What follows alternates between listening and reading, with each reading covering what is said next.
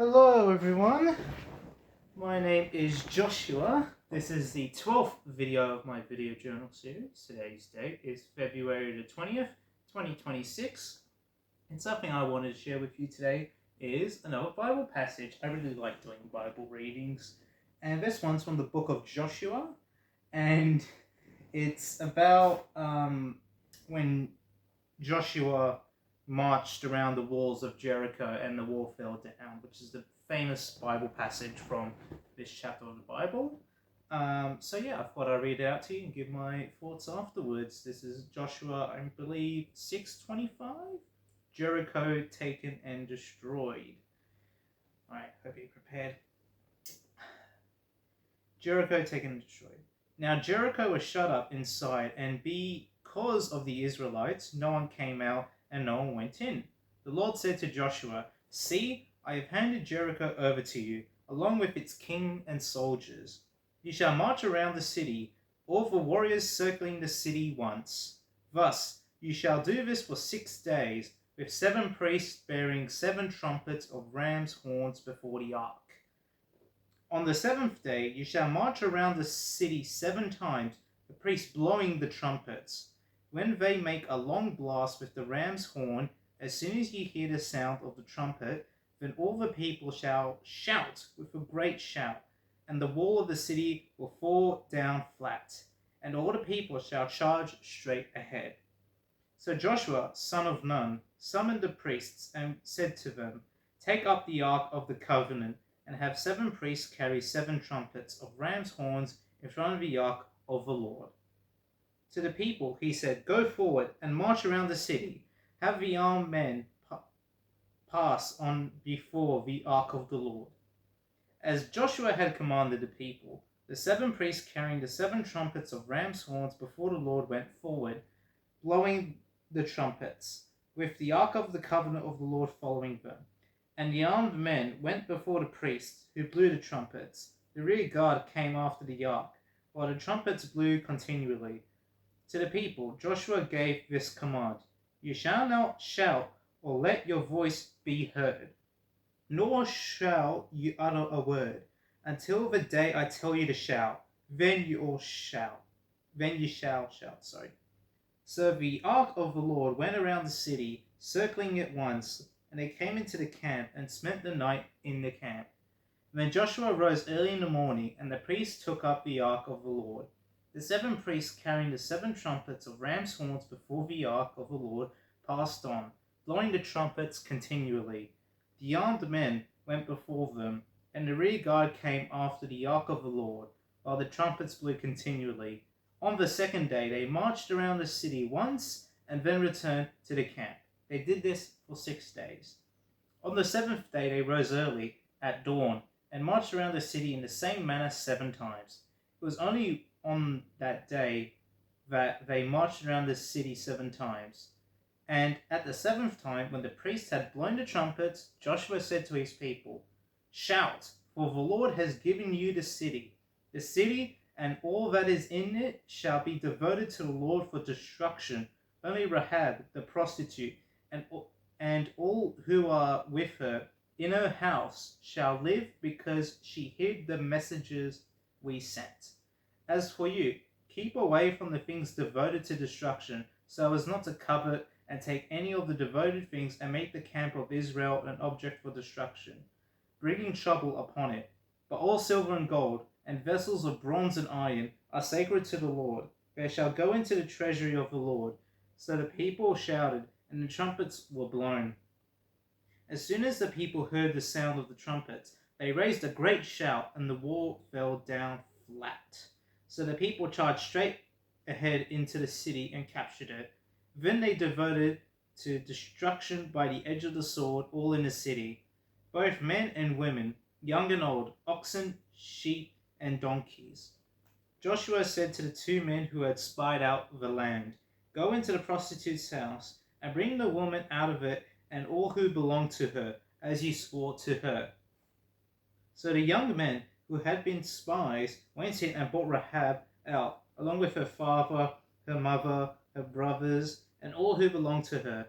They brought all her kindred out, and they set them aside the camp of Israel. They burnt down the city and everything in it, only the silver and gold and everything in it. Oh, sorry, I repeated myself. Only the silver and gold and the vessels of bronze and iron they put into the treasury of the house of the Lord. But Rahab the prostitute, with her family and all who belonged to her, Joshua spared. Her family has lived in Israel ever since, for she hid the messengers whom Joshua sent out to spy Jericho. Joshua then pronounced this oath, saying, "Cursed before the Lord, anyone who tries to build this city, this Jericho, at the cost of first at the cost of his firstborn, he shall lay its foundation, and at the cost of his youngest, he shall set up its gates." So the Lord was with Joshua, and his fame was in all the land. Now, that was a pretty beefy Bible passage. I know I stuttered a bit, but I think in terms of its meaning, I think it just means, well, because I forgot to read I didn't read the earlier bit where it mentions about how Joshua's spies were sheltered by a prostitute out just a little bit outside of the city, or around the city, and I guess that just shows more than anything the importance of loyalty and love and respect, even for a prostitute who back then were, you know, heavily looked frowned upon, heavily looked down upon, seen as, just the lowest tiers of society just for pleasure. That, the meaning of someone like that sheltering and embodying God's values, um, you know, and demonstrating clear enough loyalty towards Joshua's spies, that I guess that's the sort of key message in that aspect, to, I guess, love one another, submit loyalty towards, you know, God and, I guess other people as well, and it just shows that anyone can do it, even, someone who was very socially frowned upon back in those days, a prostitute, someone who, may embody lust, which is a sin of itself. I think that's what the Bible is trying to demonstrate here, But I guess the part where Joshua and all these people walked around the city walls, I guess that just also displays loyalty towards God, following every single one of his commands and having faith every single day, walking around that wall and following strictly what he says. And I kind of like these Bible stories. I guess over the years, like I said, I in the other video, that my perception of these passages, they do change over time. They do become more sophisticated, because I used to be someone who took the Bible word by word, and then I started going deeper into its meanings, and I found it a lot more enjoyable, because I think the Bible is a very, it might sound a little bit biased saying this as a Christian, but I think it's a very, very good text that isn't outdated. In fact, it's actually more relevant now than ever before. And I think the only reason why, I guess Christianity is dwindling in the West is because, the Bible needs to be adapted towards modern audiences, I feel like, And same thing, I feel like, goes for the Catholic Church, I think, I know this is a little bit off topic, but it really got my mind juggling around these ideas that I think, all religious texts like the Bible, the Torah, the Quran, I think they hold the truth to a lot of problems around the world. It may not seem evident at first, but that's how I view it, like the reminder for loving one another, respecting one another, having trust, something which when I turn on the news, I hear all these like terrible stories that's happening around the world, like, police violence, murder, just all these terrible things. And I think back to what I said about readapting the Bible towards contemporary audiences, I think that, you know, Christianity does need to adapt. You know, a lot of people, they view Christianity as outdated, and to some extent, I also view that as well. Like the church's stance on stuff like abortion, same-sex rights, and all these developing technologies and societal values. You know, and I think, if people like church officials and all that read the Bible a little bit more closely and try to interpret its meaning towards a more modern audience, that you realize that the Bible never really said, you know just because someone has a different sexual orientation, um you know just because someone's a homosexual doesn't mean you don't doesn't mean you are given the right to treat them like trash. The Bible says in its golden commandment that, you know love one another. you know and it makes me upset when, people, they don't clearly do that, and they discriminate, people. I guess those are the more, like, really, really, I guess, conservative people, who really do that. And I guess, you know within the Bible, I think it needs to, you know be adapted. That's my word. Be adapted towards modern audiences. We need people who take the Bible and be able to relate it to what's happening now, and reform some of the church's stance. I feel like that's what I believe personally. You know, um, and yeah. So back to that passage on Joshua, because I know I went a little bit on a tangent about the church and modern day values, and how I think, you know the Bible needs to be more closely, I guess, what's the term, readapted towards modern audiences. But that was a little bit of a tangent. So I think that Bible passage about Joshua is very crucial in, I guess, teaching people about the importance of having faith in the Lord if you are a Christian, or having faith in just good moral values. Just, you know looking out for everyone in society. I think that's something we can all maybe agree upon. Just like that key concept of love and respect for one another, and you know, demonstration of willingness, and commitment. They had to do that for 7 days. Just walk around that wall. If I had to do that, I would be very tired.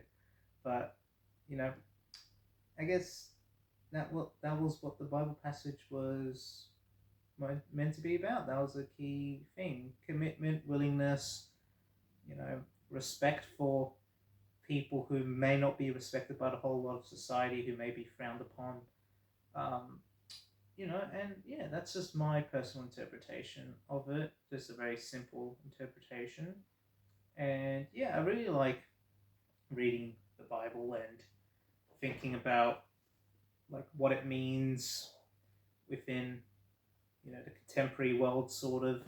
And yeah, I guess to finish this video off, because my videos aren't scripted, so I just basically go what was on my mind that day, what's on my mind right now. And I really think that, especially now, the Bible and religion can be a great source of comfort and hope within our society. Inspires people to do great things. Since like some people who twist religion and do bad things, which I won't go into much, but I like to believe that religion, has the power and capabilities to be a very useful way to preach good values, human love and respect towards one another. And,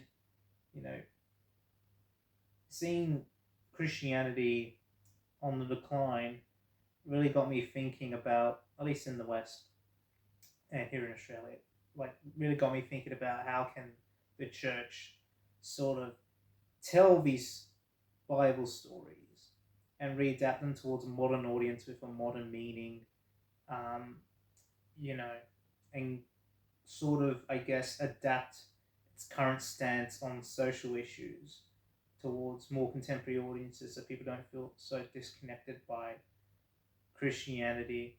Um, because at the end of the day, I find religion heavily interesting, and I'm pretty sure if you were to, read not just the books of Christianity, but like, I guess there's only like the one big book about Christianity, the Bible. If you were to read the Quran or Torah or other major religions texts, um, that you'll be interested in, I guess, its moral value and how similar the Quran, Torah, and Bible are in some aspects, the Abrahamic faiths.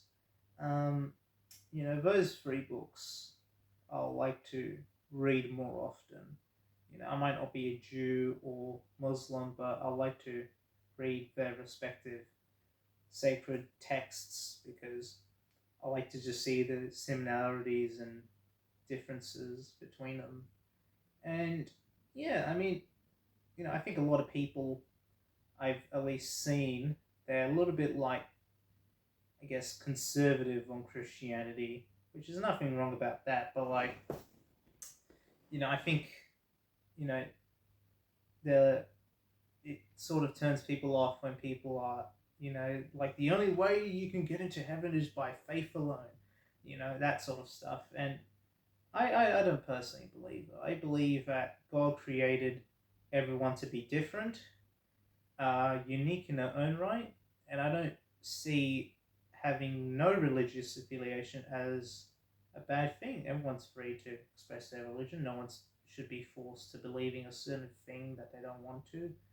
Um, as long as someone is a good moral value and good moral faith and embodies, um, you know, the necessities of being human and humane, that that will be good enough for God. And God loves all his children equally. That's what I always thought. Like the golden commandments. The golden command about love, about respect, and all of that. Like, so yeah. And I think it's a good thing that we have a lot of different religions in society. Not everyone needs to be Christian, not everyone needs to be Jewish, not everyone needs to be Muslim or Buddhist or Hindu.